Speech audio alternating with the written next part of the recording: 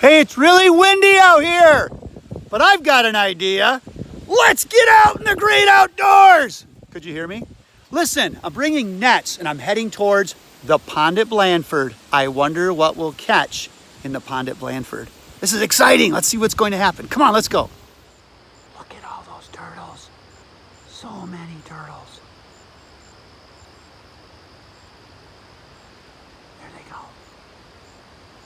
I think they've seen me now. Oh yeah, they're going in. There they go. They're probably looking at us thinking, what are you doing messing with my food? Because turtles eat food that they find in the pond.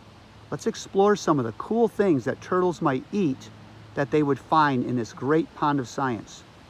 See you later, turtles. Don't worry, we'll return your food to the pond.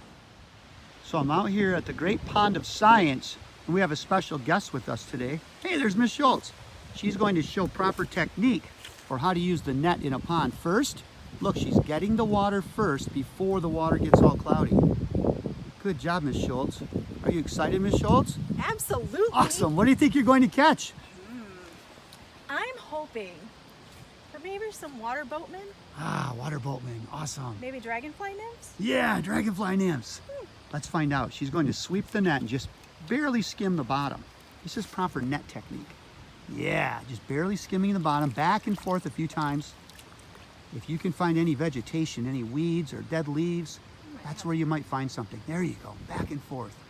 I wonder what will be in that net of science.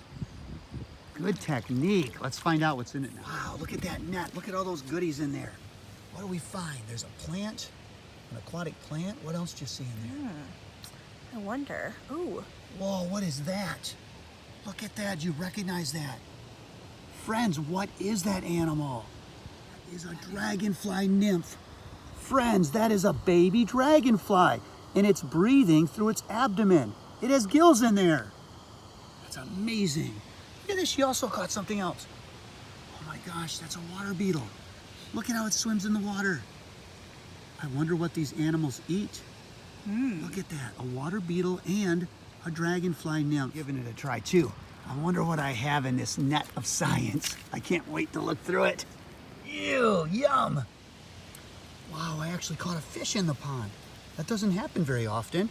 This pond sometimes dries up in the summer, but it's been here long enough that I found this little tiny fish. It looks like it might be a baby bluegill, and it breathes through gills. I'm going to put it in this water really quick because I know it needs to get oxygen out of that water. But its gills, look at that. I caught a fish in our pond at Blandford. That's amazing. Wow, check out this load. Look at the tadpoles. Oh my goodness, they're huge. Remember, tadpoles breathe through gills, internal gills. I better get them back in the water. Wow, look at these. Tadpoles. Tadpoles from a green frog. Pretty big. I wonder what tadpoles eat. Let's find out. Whoa, look at the size of those tadpoles we caught. These are tadpoles from green frogs. They'll take about 2 years before they grow up into an adult frog. And while they're tadpoles, they eat plants.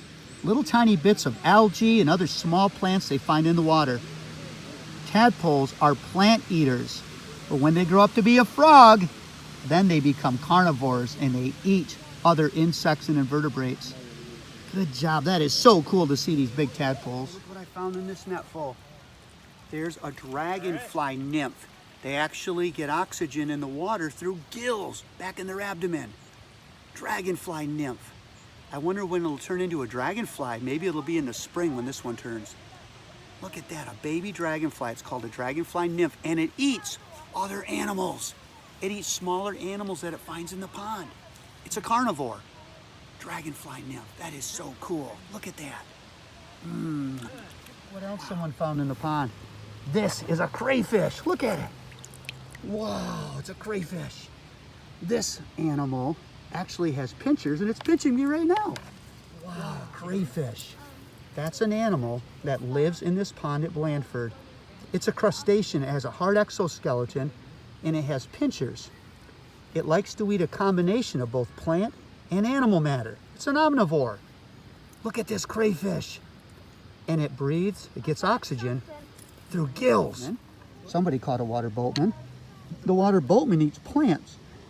It lives underwater and it traps oxygen around its body. It actually traps air and then it dives down and breathes that air that it traps. This is a water boatman. It's different than a back swimmer. And this animal eats mostly plants. See those tiny little bits of algae and small plants in the water? That's what it eats. Water boatman. Awesome, look at this. We also caught a leech. Some people call these bloodsuckers. They do suck the juice out of their prey, so they're kind of like predators.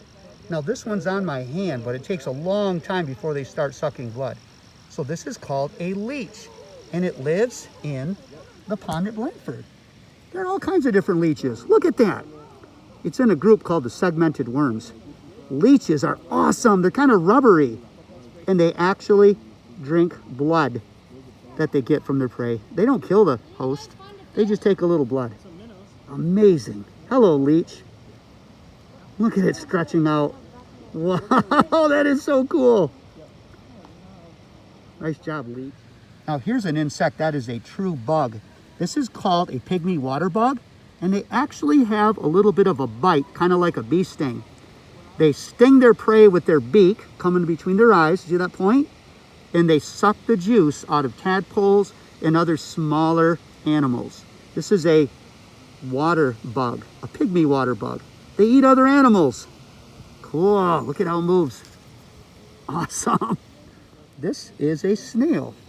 And snails actually have a shell. They're actually mollusks, and they live in this pond too. A lot of small snails. They actually breathe through gills. Look, it's a snail and we found it in the pond. They like to eat plants. They kind of like scrape the edges off of plants they find in the water. Hello, snail. Wow, and this is the back swimmer. This insect actually swims upside down on its back. It looks like the water boatman, but it's very different. It traps air around its back, and it carries that air underwater, and it breathes it with spiracles. Remember spiracles? So this back swimmer actually has a little bit of a bite like a bee sting too. That's how it captures its prey and eats it. It sucks the juice out after stinging it with its mouth part. This is a back swimmer, and it also lives in the pond. Now other animals might eat a back swimmer, like a painted turtle or some other animals in the pond. So these animals provide energy for other animals in the pond. Let's talk more about energy. Cool, back swimmer. Wow, look at all of this life that we found in this pond. We spent probably 30 minutes or so looking with our nets and searching the pond, and we found water beetles, water boatmen, we found water back swimmers, tadpoles. Wow, so much life in this pond. And all of this life depends on these plants. The plants in the pond photosynthesize, and using sunlight, water, and some carbon dioxide, they make food for other animals. Wow, these plants help make oxygen for the pond, and they provide food for many of these animals in the pond. Nice job, aquatic water plants. Cool. We've had a great time using nets and capturing animals that live in this pond. They get their energy from the food and oxygen they get from this pond. So it's important that we let these animals go. These tadpoles provide food for other animals, and they eat the plants in the pond. Bye, tadpole, have fun. Goodbye, all of you great organisms that we found in the pond. Have a good life. We want to make sure we get all the snails out. Oh, we caught clams. I didn't even get a video of clams. Goodbye, friends. Say goodbye to your friends. See ya. Nice.